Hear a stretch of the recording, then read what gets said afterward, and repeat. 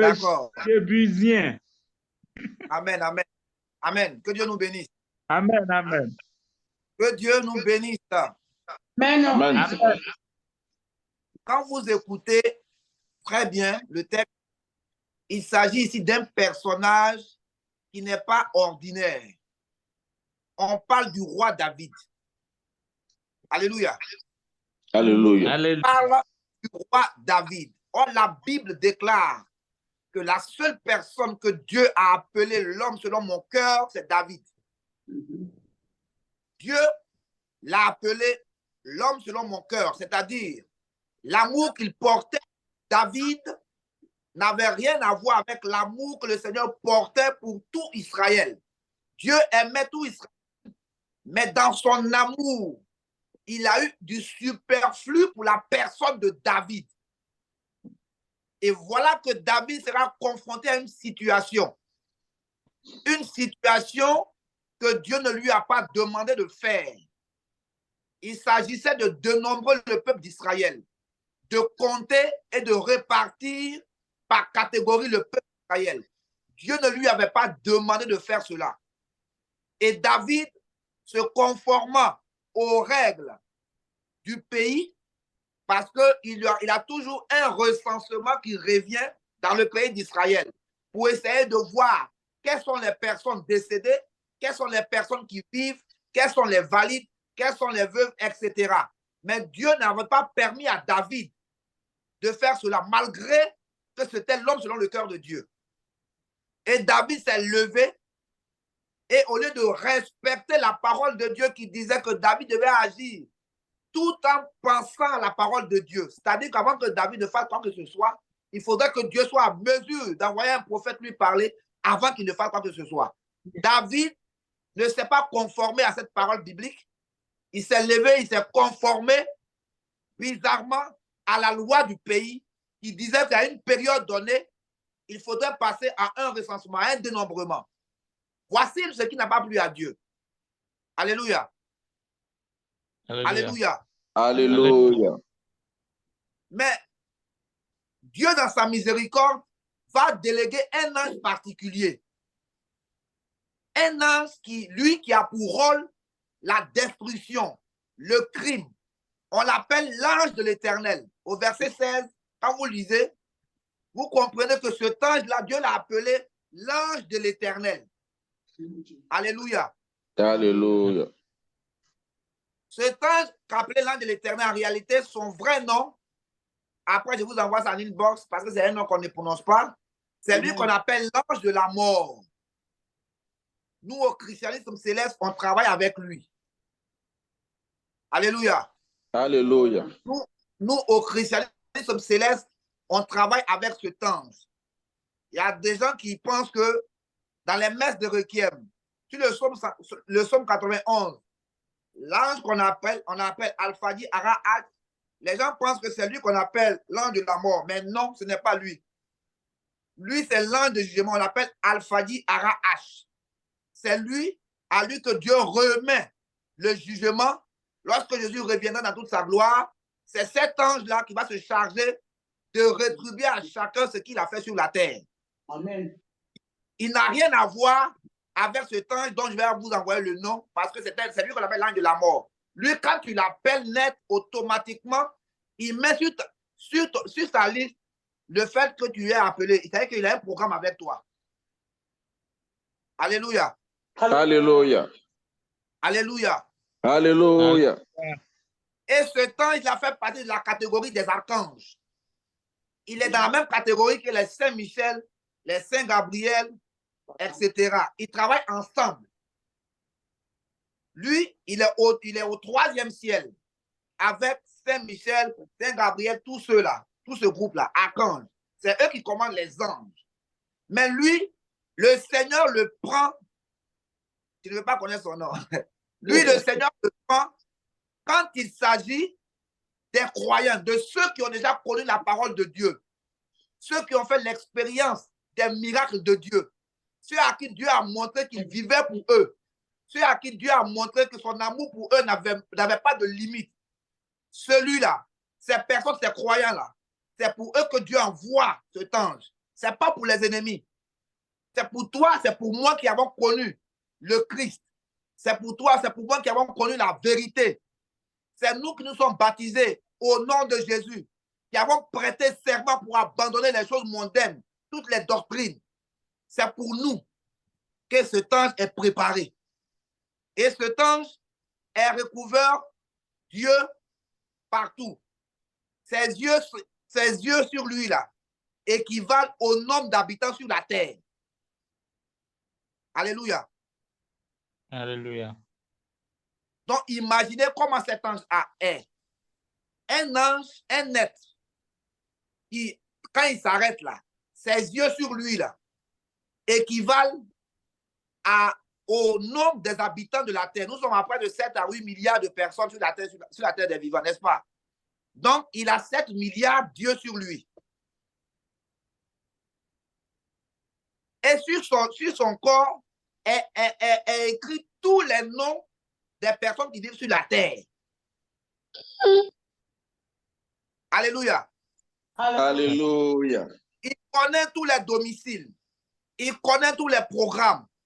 Il connaît toutes les dates qui nous sont affiliées. C'est lui qui organise notre programme selon notre départ vers le ciel et notre venue sur la terre. Quand tu nais aujourd'hui, c'est lui qui te recense.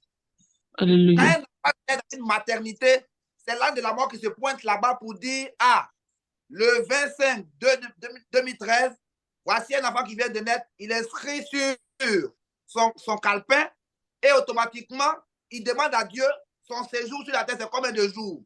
On lui donne le programme, lui il a le programme et puis il s'en va. Alléluia. Alléluia. Donnez-moi un bon alléluia. Alléluia. Alléluia. Alléluia. Avant le prophète. C'est ce temps-là qu'on appelle l'ange de la mort. Je vais vous envoyer le nom. Comme je l'ai dit, on ne le prononce pas. Parce que c'est l'ange le plus rapide de la terre. Dès que tu dis son nom, dès qu'il établit un nouveau programme avec toi, dès que tu dis son nom, dès qu'il te rend visite, Yes. c'est l'ange le plus gentil. Très gentil. C'est l'ange, on ne jeûne pas pour l'avoir. Mais il vient sous ordre de Dieu. C'est lui, c'est cet ange-là qui, en Israël, c'est lui, quand on a fait tout ce qu'il fallait faire, là, la 10e plaie, là, c'est lui qui est venu. Quand on disait au peuple d'Israël, lorsque vous allez dormir, prenez le sang des agneaux et puis marquez sur vos portes. Parce qu'il y a un ange qui va passer. Ce temps, il va jouer son rôle la nuit. Là. C'est lui qu'on appelle l'ange de la mort. C'est lui. Alléluia. Alléluia. C'est cet ange-là qui est le garant de toutes les dîmes qu'on paye.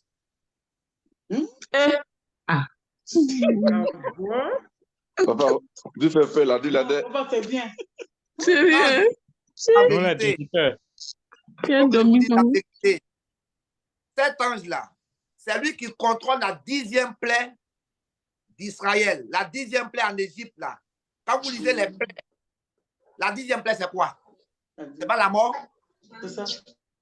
C'est lui qui est le régulateur de la mort.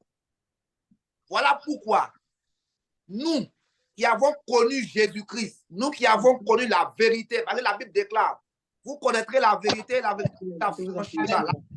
libérer. La Amen. libération, c'est le fait d'avoir des informations du fonctionnement de ces esprits qui posent la spiritualité. Amen. Donc, quand tu demande la 10e partie de ton salaire, en réalité, c'est la mort, c'est les problèmes qui sont contenus dans l'argent que tu as. Parce que l'argent est issu de plusieurs endroits. Il y a l'argent qui vient de la mer, il y a l'argent qui vient de la mort, il y a beaucoup d'esprits qui atterrissent. Et la 10e partie, c'est la mort. On prend cette mort pour donner à Dieu, pour que Dieu transforme ça, pour donner la vie à la personne qui paye. Voilà pourquoi on paye la dîme. Les gens pensent que c'est de façon formelle, on se lève comme ça et puis on paye. Non, non, non, non, non.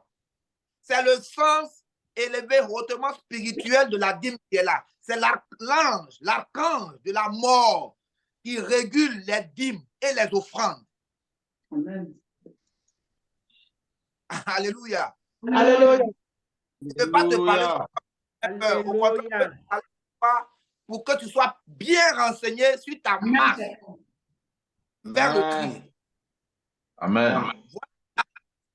L'homme selon le cœur de Dieu, celui que Dieu aime. Dieu même l'aime tellement que Dieu s'est félicité en lui donnant un nom, en lui disant que toi, dans la Bible, il a appelé 2 personnes comme ça. À David, il a dit, tu es l'homme selon mon cœur.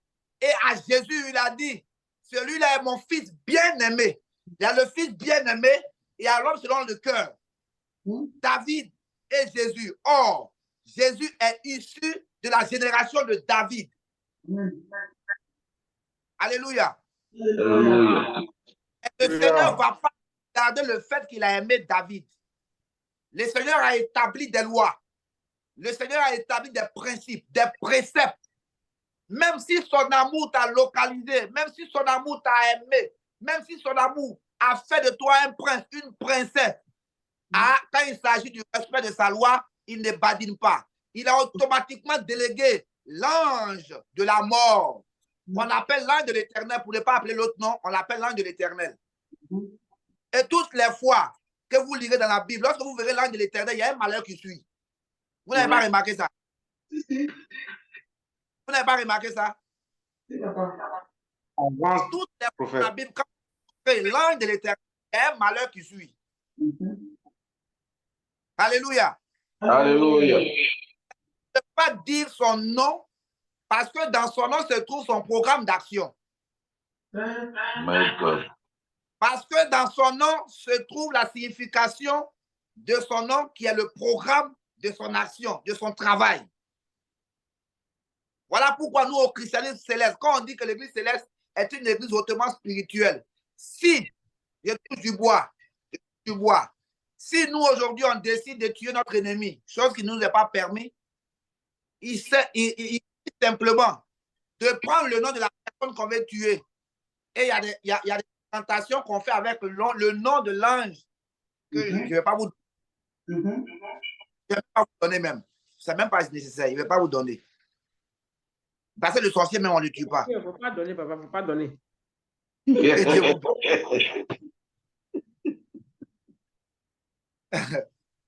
Au céleste, là, si on dit, toi, on va te tuer aujourd'hui, tu vas monter, tu vas descendre, même si tu embrasses Jésus, Jésus va te laisser d'abord, on va te tuer, puis après, on va te ressusciter. Parce que c'est une loi, un secret que Dieu a donné à l'église céleste seulement. À l'église céleste seulement. Et cette cérémonie, pour les grands visionnaires, cette cérémonie se fait avec un arbre vert. Et quand tu finis la cérémonie, sur place, là, quand tu regardes, tu es là, tu regardes, et puis l'arbre commence à sécher.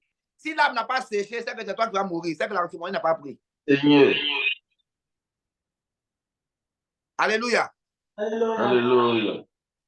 Mais Dieu ne nous a pas envoyés pour ça. C'est pour dire qu'on connaît tout ça. Voilà pourquoi les francs-maçons, les rosicruciens, quand ils nous regardent, ils disent on est sorciers, on est plus dangereux qu'eux. Parce que dans nos rituels, Dieu nous a donné tout ça. Dieu nous permet de maîtriser tout ça. Alléluia. Alléluia. Voilà pourquoi ça me fait mal quand on est chrétien céleste et puis on ne connaît pas notre pouvoir. Dieu a délégué des anges dans le ciel. Quand ils viennent sur la terre, c'est pour faire du mal. Souvent, on pense que quand tu travailles souvent des moments difficiles, toi qui pries, toi qui élèves toujours un moment de jeûne pour Dieu, tu es toujours en train de veiller sur les préceptes de Dieu. Et puis, il y a des moments où tu sens que c'est difficile. Il y a des moments où tu sens que rien ne marche. Tes affaires sont bloquées. Automatiquement, tu te dis que le diable au village. Non, non. Souvent, c'est Dieu qui envoie son pour faire ça. Tout à l'heure, vous avez vu, il a envoyé pour tuer Israël, que Israël est son peuple qu'il aime. C'est un peuple que Dieu aime. Mais Dieu a envoyé quelqu'un là pour tuer plus de 70 000 israélites en une journée. Et quand il a tué, il partait à condamner le quartier. Et puis Dieu lui a dit, non, attends, ça va, ton travail a servi, il faut remonter. Est-ce que vous comprenez? Donc, dans notre marche spirituelle, là, il y a des esprits qui marchent avec nous, qui viennent de Dieu, mais qui sont là pour nous faire du mal quand on ne fait pas du bien. Est-ce que vous comprenez? Il y a des esprits, on les appelle des pouvoirs, qui sont à part dès que tu acceptes Jésus, dès que tu acceptes la foi en Jésus-Christ. Cet ange, automatiquement, on te l'affecte. Que tu veuilles ou pas, il marche avec toi parce que tu as pris un engagement de servir Jésus-Christ à ton baptême. À ton baptême, ce que tu as dit là, le jour où tu prononçais tes paroles là, cet ange là descend automatiquement à côté de toi, il marche avec toi. Alléluia. Alléluia. Voilà pourquoi le baptême est le sacrement le plus dangereux. Le baptême est plus dangereux que l'onction. Le baptême est le pilier qui fait peur de la spiritualité. Parce que là-bas, ce sont des engagements. C'est des serments qu'on prend. Et on ne prend pas ces serments-là devant un homme. C'est devant des esprits qu'on ne voit pas. On prend Dieu à témoin. Oh Dieu, on ne connaît pas sa position. On ne sait pas s'il est content, s'il est fâché, s'il est gentil, comment son visage est. Et puis on prend cet engagement, nous des hommes. En le faisant, nous appelons des esprits sur la terre qui vont marcher avec nous partout où nous partons. Nos programmes sont connus par ces anges-là. Amen. Alléluia. Alléluia. Voilà pourquoi le chrétien céleste, je précise, le chrétien céleste qui est renseigné sur cette vérité, il peut vraiment faire du mal à son endroit. Il peut faire du bien comme du mal. Parce que l'ange a éteint sur lui. Voilà pourquoi notre parole doit être contrôlée. Un chrétien céleste qui est renseigné sur la dimension spirituelle, sa parole dit sur une personne est toujours accompagnée d'un effet. Voilà pourquoi, quand tu me dis, Papa Vincent, il faut prier pour moi, que je lève ma voix pour prier pour toi, il faut que la parole que je dis sur toi, là, je sois convaincu en âme et en conscience que cette parole est comme une libation qui va déranger un élément dans ta vie. Si c'était négatif, on le transforme en positif. Si c'était positif, il peut devenir négatif. Parce que je sais ce que ma parole vaut. Ma parole doit être égale à ma foi. Ma parole doit être égale à l'Esprit de Dieu que Dieu a mis en moi. Alléluia. Alléluia. Donc, dans le parcours spirituel, tous les anges qui travaillent avec nous, ce n'est pas eux tous qui sont bien. Ce n'est pas eux tous qui sont bons. Il y a les anges très méchants, très mauvais. Ils sont plus dangereux même que les démons. Oui. Je vais vous dire ce pourquoi les démons ont peur des anges. Peur des anges, les démons déjà, quand vous les voyez, sont des êtres qui sont très vilains, qui sont laids. Ce sont des êtres pour ceux qui, pour les visionnaires, pour ceux qui ont déjà vu un démon. Ils sont laids, ils sont bizarres, ils font peur. Et les anges de pouvoir, là, ils sont plus vilains que les démons. Et Jésus-Christ lui-même, dans sa dimension de pouvoir, Jésus-Christ lui-même, il est plus, c'est-à-dire qu'il est très dangereux. Il ne sait pas comment dire, il est tellement laid qu'il fait peur aux démons. Quand tu prends Ésaïe 53, verset 1, quelqu'un me prend le livre d'Ésaïe, vous allez voir ce qu'on a. Ésaïe a vu une révélation sur le Fils de Dieu qui est Jésus-Christ. Quand il a vu dans sa révélation, tellement il faisait peur, il a ouvert ses yeux. Quand il a ouvert ses yeux, il voit la même vision. Il ferme ses yeux, il voit la même vision. Il ne comprend pas. Ésaïe 53. Ésaïe 53. Je lis la parole. Allons-y. Qui a cru à ce qui nous était annoncé? Oui. Qui a reconnu le bras de l'Éternel? Oui. Il s'est élevé devant lui comme une faible plante, comme un rejeton qui sort d'une terre desséchée. n'avait ni beauté ni éclat pour attirer nos regards. Vous avez écouté, il n'avait Ni beauté. Ni beauté, il n'avait ni beauté, ni éclat pour attirer nos regards. Voici une autre image de Jésus dans son opération de combat. Quand Jésus veut terroriser le diable et son royaume, il prend leur forme, mais il devient plus dangereux qu'eux. Yes. Voilà pourquoi eux, le nom de Jésus, là, ils ne veulent pas entendre ça. Parce qu'ils ne veulent pas être terrorisés. Photo de Jésus, là, Jésus là-bas, là, ça y est, c'est accroché. Ils ne veulent pas voir. Donc, quand Jésus se lève pour le combat, là, contre les démons, comme les royaumes de Satan, comme le royaume des esprits mauvais, il devient plus laid que les démons, là. Quand les démons le voient, ils disent, attention, mais lui, là, est-ce qu'il était ici? et il fuit. Il n'avait ni beauté, ni éclat pour attirer nos regards. Et puis, on a dit quoi? Son aspect? Et son aspect n'avait rien pour nous plaire. C'est-à-dire que si toi-même, homme, tu le rencontres, tu vas dire que c'est Satan qui est là, pourtant c'est Jésus-Christ. Yes. Si dans la vision, tu l'as vu, si tu l'as vu, mon ami, tu vas dire ça là, c'est pas Jésus-Christ, c'est un démon ou un bœuf qui m'a poursuivi. C'est Jésus-Christ. Est-ce que tu comprends? Amen. Voilà pourquoi, dans la marche de la spiritualité, l'homme de Dieu, l'homme Dieu doit connaître tout ça.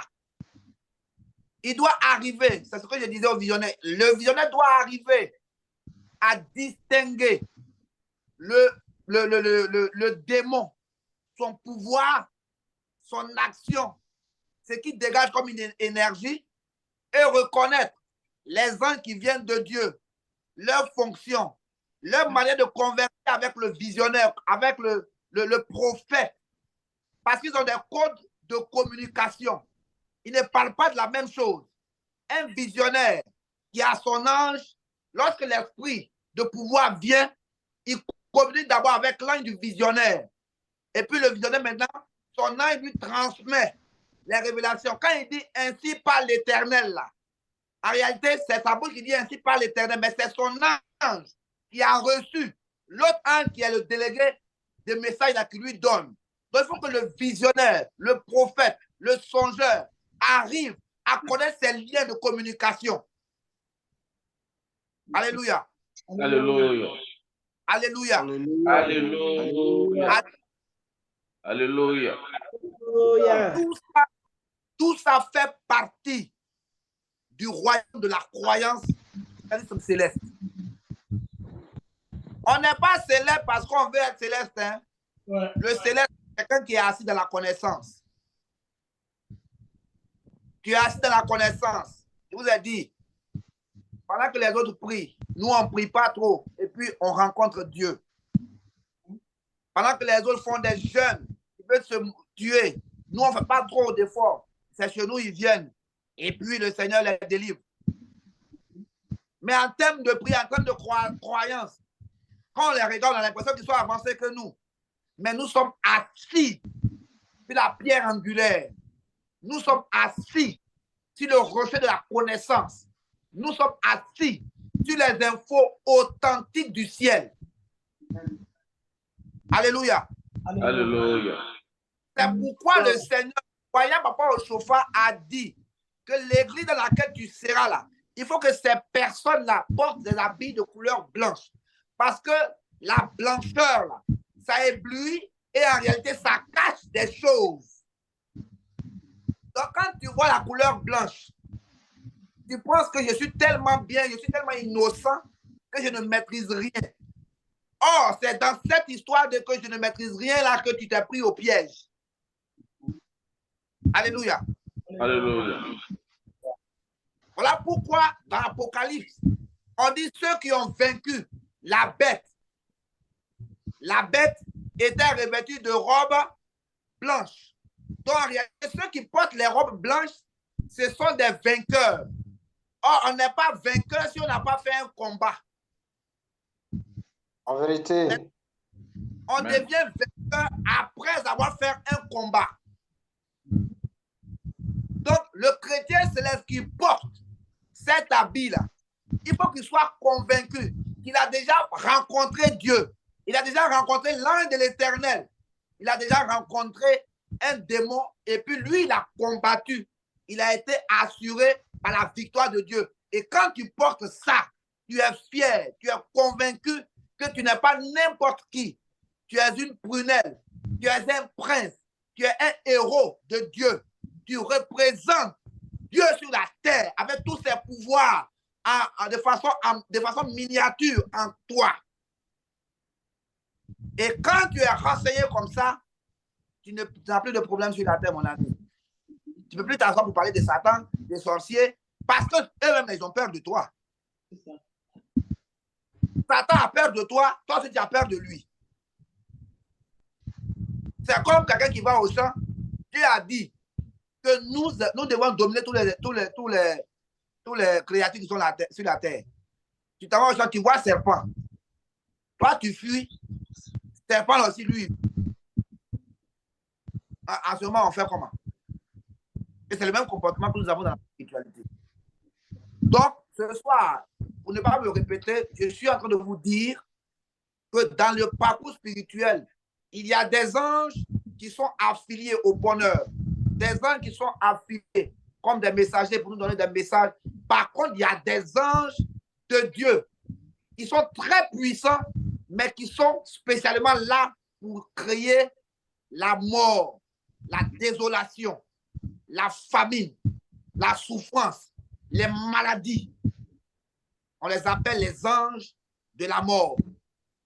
Mais le Seigneur les appelle pour couvrir l'ange de l'Éternel. Parce que, pourquoi on appelle l'ange de l'Éternel? Parce qu'eux, ils ne vont jamais mourir jusqu'à la fin des temps. Et ils sont là pour rendre la vie difficile aux gens. Alléluia. Alléluia. Donc, ce soir, pour ne pas allonger, c'est le message que je devais vous donner ce soir. Je voudrais vous parler de cet aspect de figure de Dieu qui est caché. Parce qu'on se dit que Dieu est miséricordieux.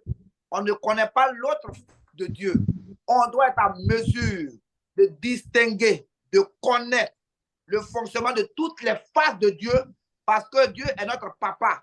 Notre papa, là, nous qui sommes des enfants des papas, là, nous connaissons à peu près le comportement de notre père. À peu près. Même si on ne maîtrise pas trop, sur 50%, on sait qu'à travers notre comportement, on sait que c'est notre papa qui a fait. Donc, ça doit être comme ça pour Dieu. Ça doit être comme ça pour la spiritualité dans laquelle nous sommes engagés. Parce que vous veillez ou pas, chacun à son niveau est un prophète quelconque, est un prophète particulier.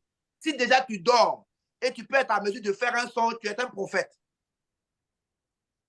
Que Dieu nous bénisse. Amen.